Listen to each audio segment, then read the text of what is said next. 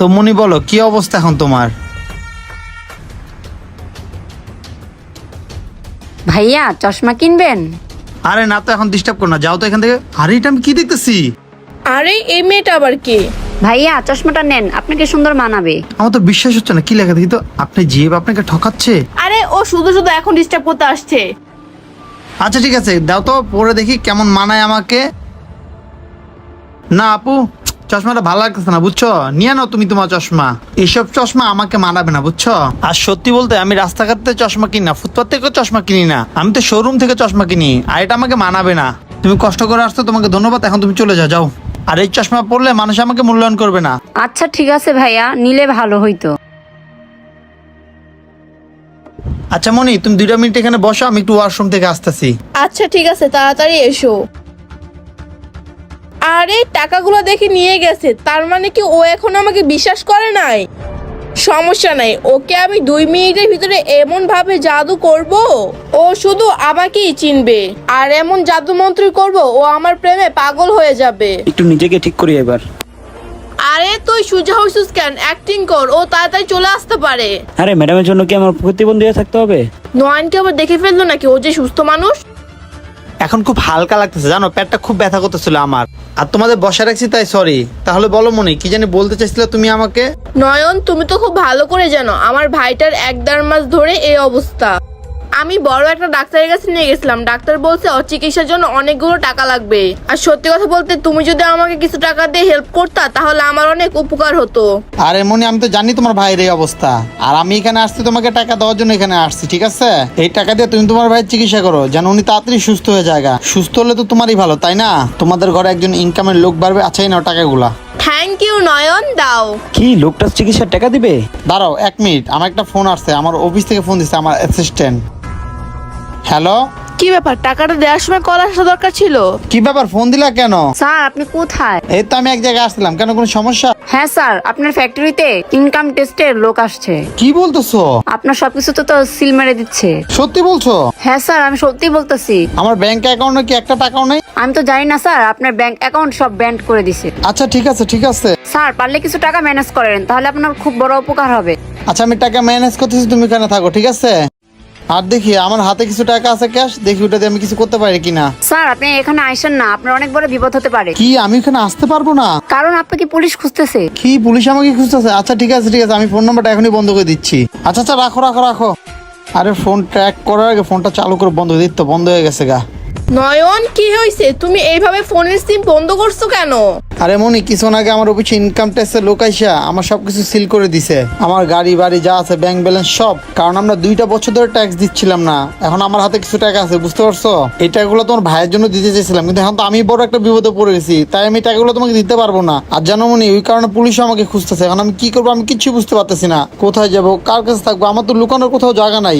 আচ্ছা মনি, তুমি এই বিপদে আমাকে হেল্প করতে পারবো না? এক কাজ করো, তুমি যে বাসা থাকো ওখানে আমাকে কয়টা দিন রাখতে পারবা? তাহলে আমার অনেক বড় উপকার হতো মনি। কি আমার বাসায় থাকবে তুমি? আর হ্যাঁ, এছাড়া আমি কোথায় থাকবো? কেউ তো আমাকে ওইভাবে চিনে না। ভাই আপনি আপনার বোনকে কিছু বলেন না। হ্যাঁ এই চুপ থাক, 200 টাকাতে ভাড়া করে নিয়ে আসি নকল ভাই হিসাবে, এখন তুই আমাকে জ্ঞান দিচ্ছিস? করে চুপচাপ থাক, নয়তো তোর কিন্তু খবর আছে। আরে মেয়েটা যা বলছিস তাহলে সব সত্য ছিল? দেখেন ম্যাডাম, ঝাড়ি দিবেন না। আপনার লস হয়েছে না লাভ হয়েছে সেটা আমার দেখা লাভ নাই। আমি কিন্তু আমার কাজ করছি, এটা কিন্তু আপনি দেখছেন। আপনি আমাকে 200 টাকা দিয়ে ভাড়া দিয়ে আনছেন, আমি অভিনয় ভালো করছি, আপনি আমার টাকা দিয়ে দেন, আমি চলে যাই। এই ছেলে দেখি কোনো প্রতিবন্ধী ছিল না। এই তুই কি কানা নাকি? তুই চোখে দেখতে পারছ না আমি যার সাথে রিলেশনে আছি সে এখন রাস্তার ফকির হয়ে গেছে? ওর কাছে এখন তো আমি 10 টাকাও পাবো না, তোকে আমি 200 টাকা কোথায় দিব? এই দেখ, আমার কাছে কোনো টাকা পয়সা নেই, তুই এখান থেকে চলে যা। ম্যাডামের ব্যবহার অনেক খারাপ। মনি এসব কি বলতেছো? ওই ছেলে আর ওই ছেলে কি এখন সব অভিনয় করতে ছিল? আর মনি তুমি এসব কথা করো না, আমি তোকে ভালোবাসতাম এবং কি মন থেকে ভালোবাসি।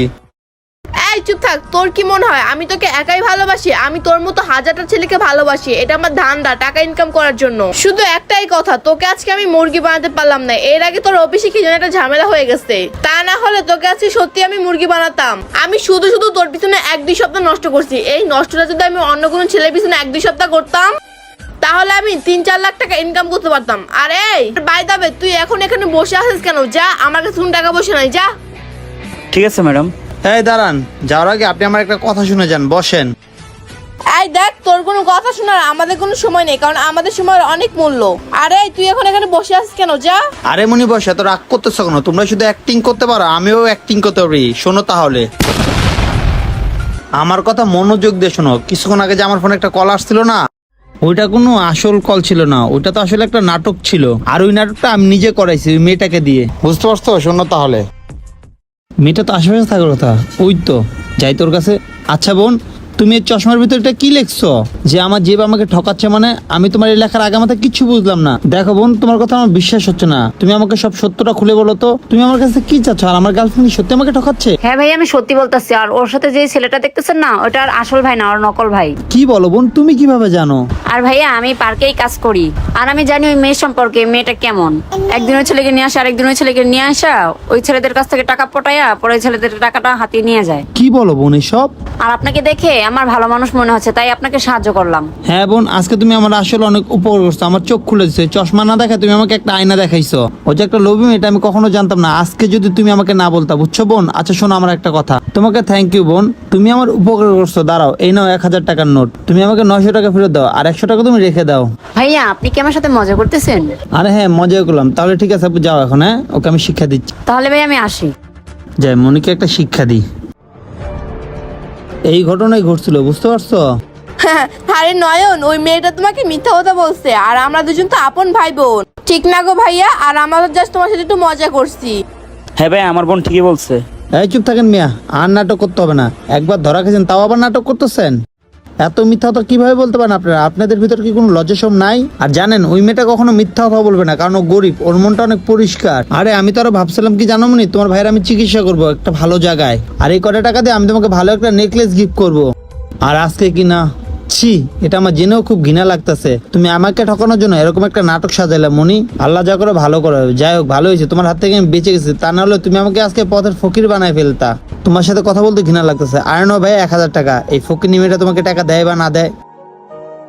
আরে নয়ন দাঁড়াও, নয়ন। বন্ধুরা, এই ভিডিওটা আপনাদের কাছে ভালো লেগে থাকলে অবশ্যই টাইম নিয়ে পাঠাবেন। ধন্যবাদ সবাইকে ভিডিও দেখার জন্য। নতুন কেউ থাকলে আমাদের ফলো করবেন।